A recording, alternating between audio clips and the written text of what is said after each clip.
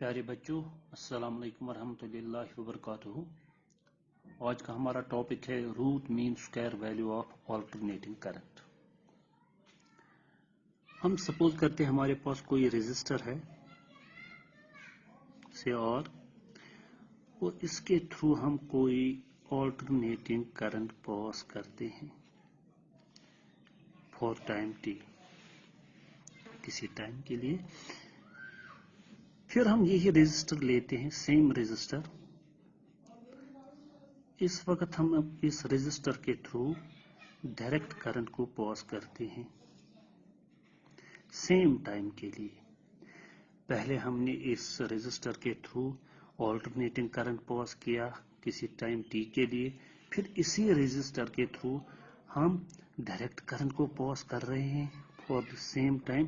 तो हम कहते हैं जितनी हीट इसमें जनरेट हुई थी इस रेजिस्टर में जब हमने इसमें ऑल्टरनेटिंग करंट पास किया था किसी टाइम के लिए, तो उसी रेजिस्टर में, सेम रेजिस्टर में, सेम टाइम के लिए अब जब हमने इसमें डायरेक्ट करंट को पास किया तो इसमें same amount of heat generate हुई जितनी इसमें जब हमने ऑल्टरनेटिव करंट को पास किया था उस वक्त जितनी हीट इसमें जनरेट हुई, इस वक्त भी इसमें इतनी ही हीट जनरेट हुई जब हमने इसमें डायरेक्ट करंट को पास किया था फॉर द सेम टाइम, एक ही टाइम के लिए।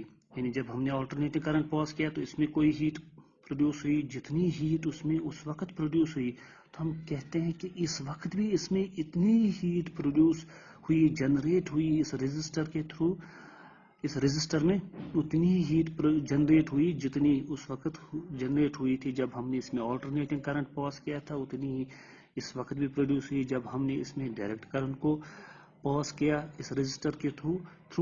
तब हम इस डायरेक्ट करंट की वैल्यू को RMS value of alternating current कहते हैं। Then this value of direct current is called the root mean square value या RMS value of alternating current.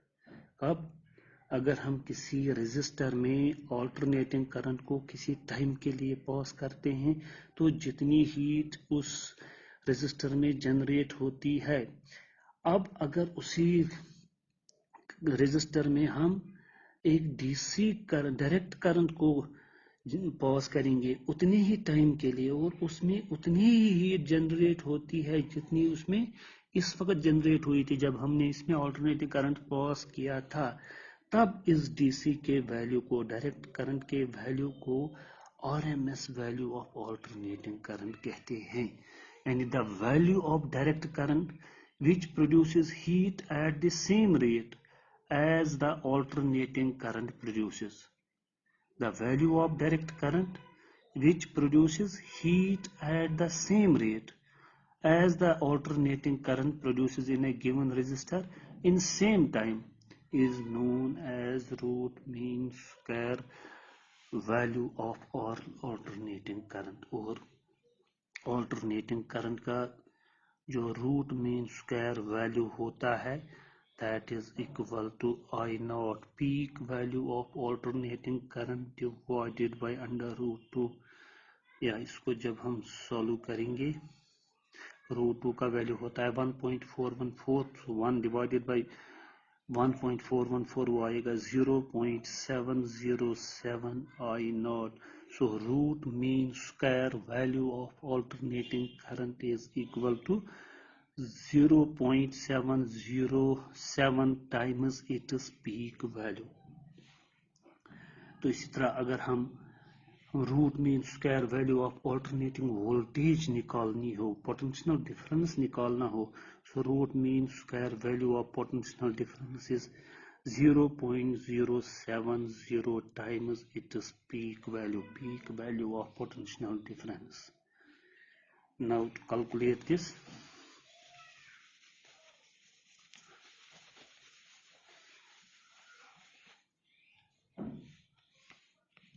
calculate this root mean square value of alternating current, we suppose an alternating current I is equal to I naught sin omega t।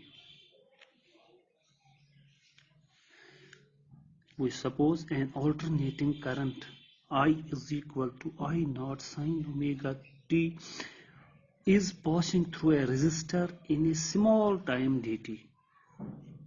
Passing through a resistor in a small time dt. हम किसी बहुत कम time के लिए कहते हैं. Let an alternating current, suppose an alternating current I is equal to I naught sine omega t passing through a resistor in a small time dt. Then the heat produced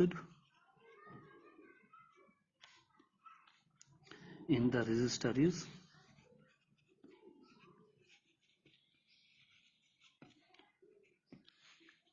dH is equal to I square और dt.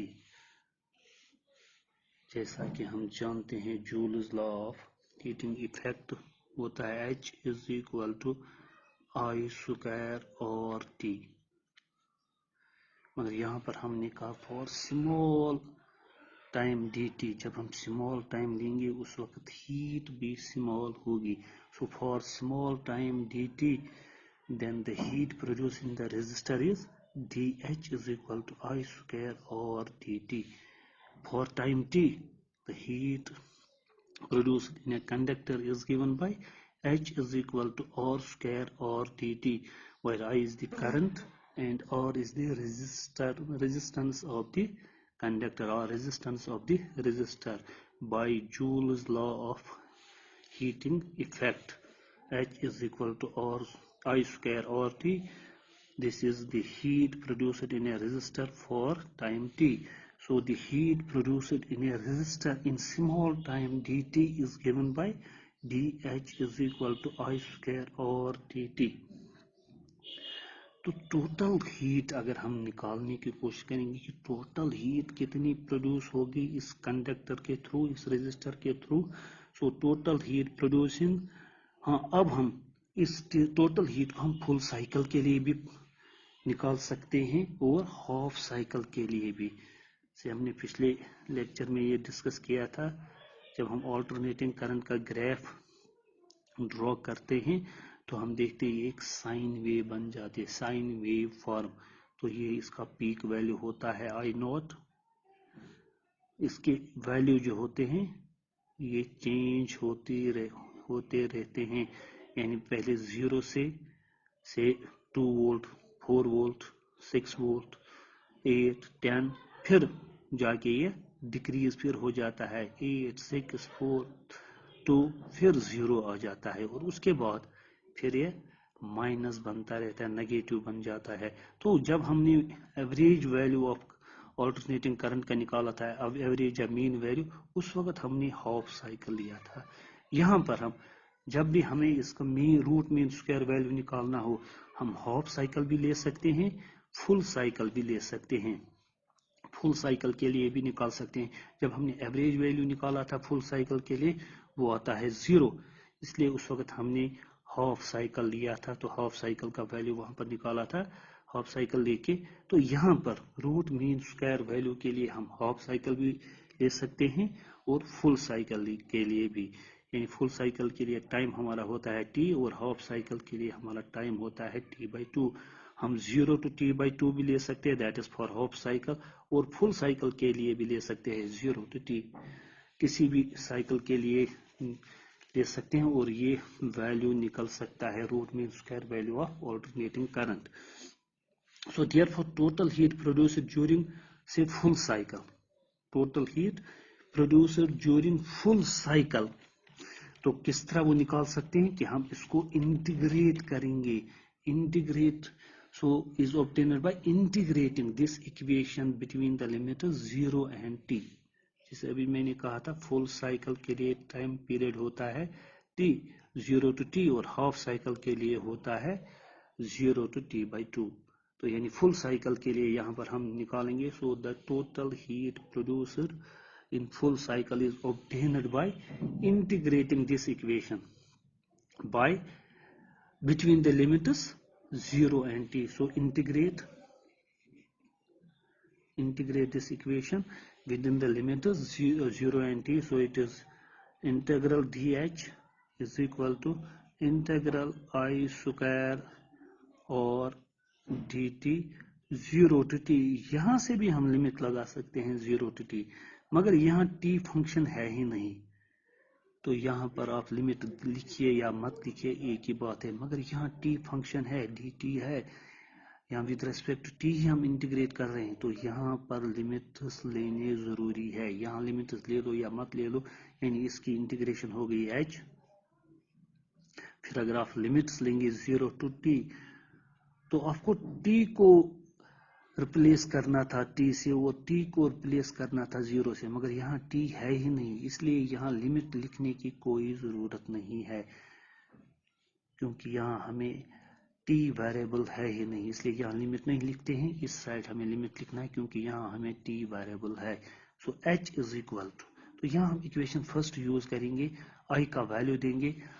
I अभी हमने कहा I is equal to I not sine omega T, so I square is equal to I not square sine square omega T. So using equation first we get it is equal to 0 to t I not square sine square omega T और dt by using first. यहाँ हमने equation first use की।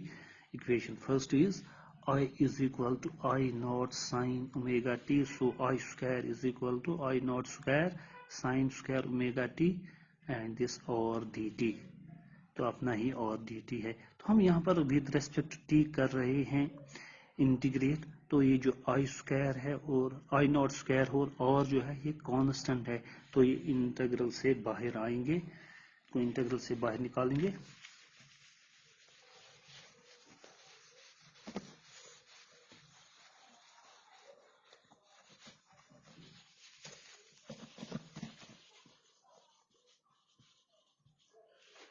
So we get, which implies that h is equal to I naught square or integral 0 to t sin square omega t। तो sin square का value जो होता है, जो formula है sin square का, sin square theta is equal to 1 minus cos 2 theta by 2। sin square theta किसके बराबर होता है, 1 minus cos 2 थीटा by 2, तो sin स्क्वायर ओमेगा t क्या होगा, 1 minus cos 2 omega t by 2 dt, because sin square theta is equal to 1 minus cos 2 theta by 2, so sin square omega t is 1 minus cos 2 omega t divided by 2। इस 2 को भी बाहर ला सकते हैं, which implies that h is equal to I naught square और divided by 2 integral. अब यहाँ पर इंटीग्रल में 1 आया और cos omega 2t 2 cos 2 omega t, तो इसको अलग से इंटीग्रेट कर सकते हैं, इसकी इंटीग्रेशन अलग से कर सकते हैं, तो इसको बाहर ही रखेंगे। तो यहाँ पर हम लिखेंगे 0 to t 1 dt, 1 की इंटीग्रेशन क्योंकि 2 हमने पहले ही बाहर लिया, minus integral 0 to t cos 2 omega t dt।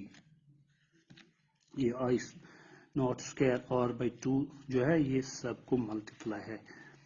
So I is equal to h is equal to I naught square और by 2 1 की integration with respect to t, that is t small t, and limits from 0 to t minus cos की integration होती है sin, तो it is sin 2 omega t divided by 2 omega, क्योंकि यहाँ पर अगर साइन थीटा होता उसकी है, सॉरी कॉस थीटा होता तो कॉस थीटा की है इंटीग्रेशन है साइन थीटा, मगर अब 2 ओमेगा टी है, यहाँ पर 2 ओमेगा थीटा है, ये जो 2 ओमेगा है ये डिवाइड हो जाएगा 0 to t, limits from 0 to t, so which implies that h is equal to I not square और बाई 2, तो यहाँ लिमिट्स देंगे, so upper limit minus lower limit, T को रिप्लेस, स्मॉल टी को रिप्लेस करेंगे capital T से, तो बन जाएगा टी माइनस लोअर लिमिट, इस स्मॉल टी को रिप्लेस करेंगे 0 से, तो वो बन जाएगा 0, तो ये बन गया टी माइनस 0 माइनस 1/2 ओमेगा को बाहर ले आएंगे, तो अंदर देंगे अब वैल्यू, अब स्मॉल टी की जगह टी लिखेंगे, तो it is sine 2 omega capital T minus sine 2 omega into 0, T की जगह 0 लिखेंगे, which implies that h is equal to I naught square और divided by 2, t minus 0, ये तो t बन गया माइनस 1/2 ओमेगा साइन ऑफ 2, और ओमेगा का वैल्यू हमें पता है, ओमेगा होता है 2 pi by T, so it is 2 into 2 pi by T into T minus sine 0, so which is equal to, which implies that h is equal to I naught square और by 2 t minus 1/2 omega, तो ये बन गया T cancel sign of 4 पाई, और ये बन गया minus sign of 0, हाँ जैसा हम जानते हैं साइन पाई, साइन 2 पाई, साइन 3 पाई, 4 पाई, 5 पाई से साइन n पाई, इसका वैल्यू होता है 0 एंड साइन 0 इज 0, तो ये भी 0 बन जाएगा, ये भी 0, सो 0 इंटू दिस, ये तो सारा 0 बन जाएगा, which implies that h is equal to I not square, और ये यहाँ t रहा और t बाई 2, ये सारा 0 बन जाएगा, तो ये हमें h का वैल्यू निकला, से equation A.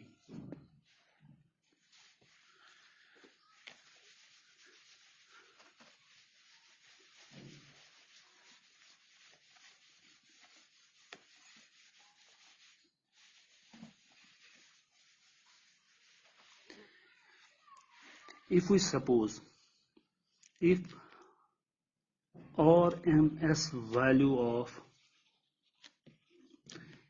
alternating current is represented by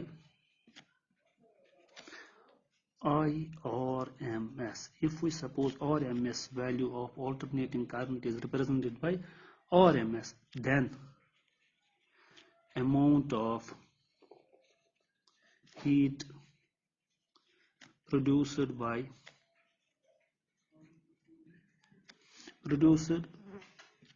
in the same resistor in time t is given by, उसी रेजिस्टर में सेम टाइम टी में ये जो हीट प्रोड्यूस होगी, that is equal to by heating law of Joule's law of heating effect, that is H is equal to IRMS square, because this is the root mean square value of alternating current times RT, वो होता है H is equal to I square RT, this is the Joule's law of heating effect, मगर हमने यहाँ पर कहा जो I जो है ये हमारा root mean square value of alternating current है, और टाइम हमने क्या लिया, for time T capital T, so this T is replaced by capital T, so this is our equation B, so from equation A and equation B we get, equation A और equation B को जब equate करेंगे, ये हमारी equation ए है जो अभी हमने निकाली, H is equal to I not square और टी बाई 2, और हमारी इक्वेशन बी है H is equal to IRMS square और टी, तो यहाँ के लेफ्ट हैंड साइड जो इनके इक्वल है H H, then right hand side of from equation B and A. हमारा इसका राइट हैंड साइड जो है वो है I square R M S R T is equal to, इसका right hand side I not square और T by 2। तो यहाँ से और टी कैंसिल हुआ, so I square R M S is equal to I not square by 2। तो जब यहाँ से स्क्वायर हटाएंगे तो वहां से रूट चढ़ेगा, सो विच implies that I R M S is equal to, तो जब इस पे रूट चढ़ेगा स्क्वायर एंड रूट कैंसल तो यह आई नॉट रहेगा, तो यहाँ इस 2 पे रूट चढ़ेगा तो ये बन जाएगा root 2। So this is the root mean square value of alternating current which is equal to peak value divided by under root 2 which is actually 1 by under root 2। तो इसको अगर हम सॉल्व करेंगे वो आ जाएगा 0.707 times I naught। So root mean square value of alternating current is equal to 0.707 times its peak value. Hence the root mean square value of alternating current is 0.707 times its peak value। तो इसी तरह हम निकाल सकते हैं root mean square value of alternating EMF। So root mean square value of alternating EMF, E root mean square value is equal to 0.707 times its peak value। या V में भी हम लिख सकते हैं V और MS is equal to 0.707 V naught। This is the RMS value of alternating voltage or alternating